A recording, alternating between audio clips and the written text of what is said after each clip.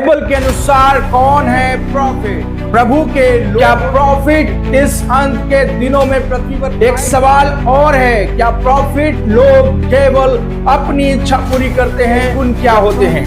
आइए इस वीडियो में जानेंगे कि प्रॉफिट लोग किस तरह का जीवन। पंजाब के प्रॉफिट क्या सत्य हैं, सही हैं? क्या प्रॉफिट लोग इस समय परमेश्वर का काम के दिनों में परमेश्वर केवल प्रॉफिट लोग को पंजाब से पैदा कर रहा है? क्या पंजाब में प्रॉफिट लोग इस वीडियो में देखेंगे? क्या पूरे भारत में लोग प्रॉफिट बनने के लिए, क्या मसीहत में पास्टर पैदा हो केवल प्रॉफिट ही है? सही है या गलत? जाने इस वीडियो में।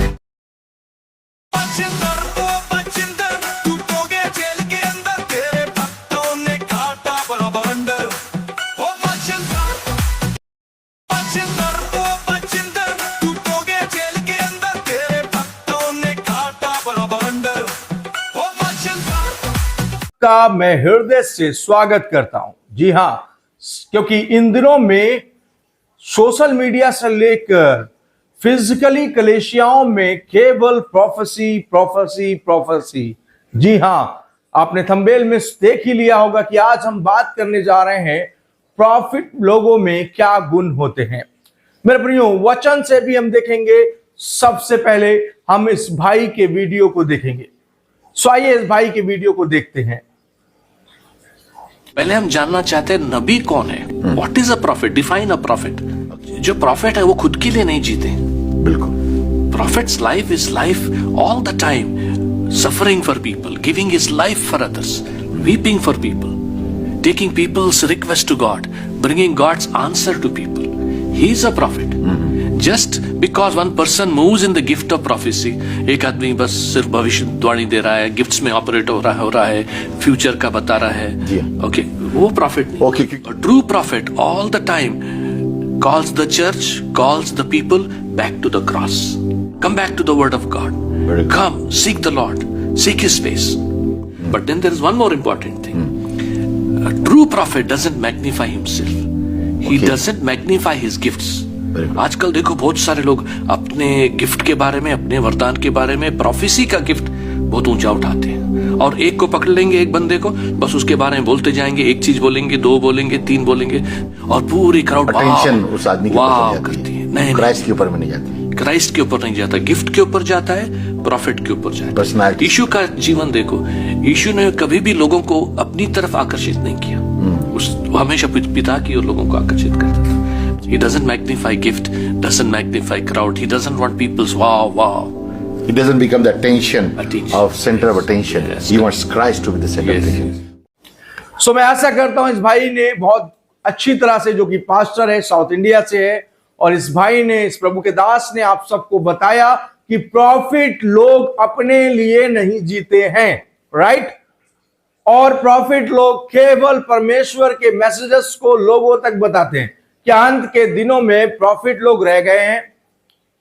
बिल्कुल नहीं, क्योंकि बाइबल में लिखा है प्रकाशित वाक्य की किताब ही केवल भविष्यवाणी की किताब है, और प्रकाशित वाक्य की किताब, रेवलेशन, बुक ऑफ रेवलेशन ही हमारी फाइनल अथॉरिटी पूरी बाइबल है। हमें इसकी जरूरत है। हम इससे प्रोफेसी देखें, ना कि बाहर से मनुष्य आ रहा है और आपको गाड़ी, घोड़ा, बंगला और ना जाने सोना चांदी क्या क्या प्रॉस्पेरिटी की बातें कर रहा है, और लोग इसी के भूखे हैं। क्योंकि पौलुस कहता है मेरे प्रचार में लुभावने वाली बातें नहीं है। लेकिन अभी हम देख रहे हैं यूपी से कुछ प्रॉफिट 16-16 साल के लड़के खड़े हो रहे हैं, जो कि पहले मजदूरी करते थे बीड़ी कारखाने में, अभी वो प्रॉफिट बन गए हैं। फिर वहीं पंजाब के वो लोग जो पहले ईंटों के भट्टों में नौकरियां करते थे, लेकिन अभी वो प्रॉफिट हो गए हैं, और वो अपने नाम के आगे प्रॉफिट लगा दिया। पता नहीं कौन से प्रॉफिट है वो। लेकिन हम बाइबल से देखेंगे कि प्रॉफिट लोग किस तरह के होते हैं और किस तरह की बातें वो अपने मसीह के लोगों के साथ या परमेश्वर पिता के, यहोवा के लोगों के साथ करते थे। तो आइए मेरे साथ खोल लीजिए यिर्मयाह की किताब अध्याय 28। जी हां, यिर्मयाह की किताब अध्याय 28 में एक फॉल्स प्रॉफिट था जिसका नाम था हनन्याह और यिर्मयाह, और कई फॉल्स प्रॉफिट को परमेश्वर ने खुद एक्सपोज किया और बताया कि एक सच्चे प्रॉफिट में क्या होगा गुण और एक झूठे प्रॉफिट में क्या गुण होगा। दोनों के डिफरेंसेस को परमेश्वर पिता ने खुद बताया है। इसीलिए मैं कहता हूं कि यदि आप बाइबल को पढ़ेंगे, वचन को जानेंगे, आप फर्क करने पाएंगे झूठे और सच्चे लोगों के बीच में। अभी यही लड़ाई चल रही है और ये लड़ाई पहली बार नहीं है। ये लड़ाई पतरस के समय से पतरस और पौलुस के बीच थी और यही लड़ाई पुराने नियम में मेजर प्रॉफिट और माइनर प्रॉफिट और झूठे प्रॉफिट के बीच में भी थी। सो गाइस, हम वीडियो को शुरू करते हैं। यिर्मयाह किताब अध्याय 28 और पद संख्या 9 में पढ़ रहा हूं। परंतु जो भविष्यद्वक्ता कुशल के विषय भविष्यवाणी करे तो उसका वचन पूरा हो, तभी उस भविष्यद्वक्ता के विषय यह निश्चय हो जाएगा कि यह सचमुच यहोवा का भेजा हुआ प्रॉफिट है। किसके विषय में? कुशल के विषय में। अभी सोशल मीडिया पर बहुत सारे प्रॉफिट बनकर घूम रहे हैं और वो केवल कुशल कुशल कुशल कुशल मतलब कुशल का मतलब होता है आपकी भलाई के लिए। आप चाहे व्यभिचारी हो फिर भी आपको प्रभु कार देगा, आप चाहे कितने बड़े पापी हो फिर भी परमेश्वर आपको ऊंचा उठाएगा।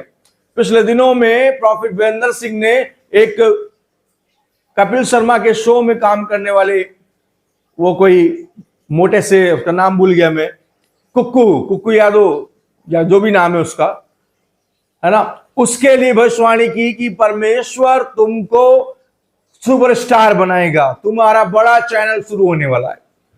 और ऐसा हुआ नहीं, पहली चीज। दूसरी चीज, क्या परमेश्वर वो प्रोफेसी करेगा अपने जन के द्वारा जो पहले से व्यभिचार में हो, पाप में हो और तमाम चीजों में हो? ऐसा बिल्कुल नहीं है बाइबल के अंदर। मेरे प्रियो, बाइबल में जो लिखा है वो केवल अपने लोगों के लिए परमेश्वर ने लिखा है।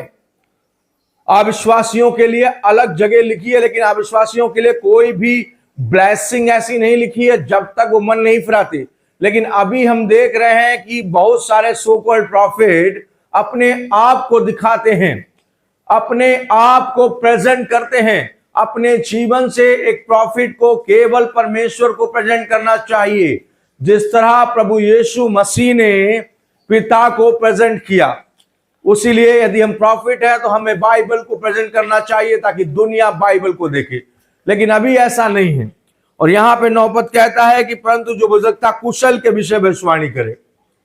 आज बहुत सारे भविष्यद्वक्ता बनकर कुशल के विषय में बोल रहे हैं दोस्तों, लेकिन उनकी भविष्यवाणियों में केवल कुशल कुशल कुशल, सिर्फ भलाई भलाई की बातें हैं। चेतावनी नहीं है, उल्लंघना नहीं है, डांटना नहीं है, फटकारना नहीं है। और वो अपने आप को सो कॉल्ड प्रॉफिट कह रहे हैं, मीठी मीठी बातें करके मसीह की कौम को बिगाड़ रहे हैं।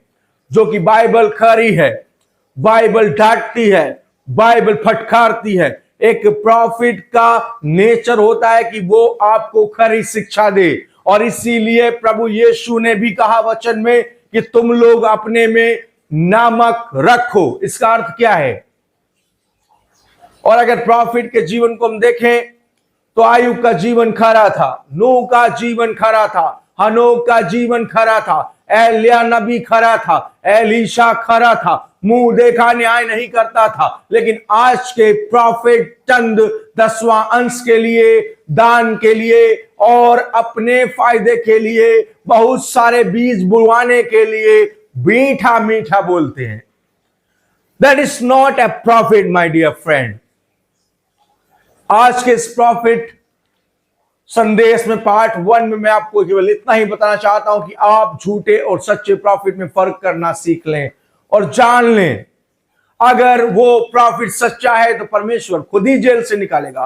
पतरस सच्चा था, वो 3 दिन के अंदर जेल से बाहर आ गया। लेकिन कुछ लोग कह रहे हैं मेरा प्रॉफिट आएगा, एक दिन आएगा, वो जरूर आएगा, पीबीएसएम वाले तैयार रहो। वो ये नहीं कह रहे यीशु आएगा, वो जरूर आएगा, वो भूल गए यीशु को। वो बोलते पीबीएसएम नंबर 1 मिनिस्ट्री। ओ भाई, जितने प्रभु के दासों ने, सच्चे प्रॉफिट ने जो बलिदान दिया, वो नंबर 1 नहीं हुए क्या? जो रेप किया, रेपिस्ट के केस लगे पड़े हैं लगातार।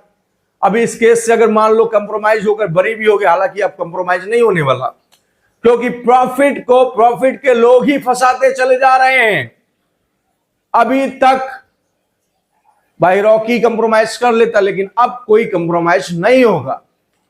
प्रॉफिट तो पूरी तरह फंसता जा रहा है। चलो मैं कहता हूं इस केस में कंप्रोमाइज हो भी गया तो दूसरा केस मोहाली वाला बंद हो गया मान लो, तो कपूरथला का केस खुलेगा, प्रॉफिट फिर अंदर जाएगा, उसमें जजमेंट होगा। तो भाई किया है तभी तुम्हारे वकील हार गए, तभी तुम्हारी टीम हार गई, तभी तुम्हारे लोग हार गए, और वो एक नॉर्मल व्यक्ति जिसका नाम है रॉकी वो केस जीत गया। इसका मतलब तुम्हारे केस में कोई सच्चाई नहीं थी।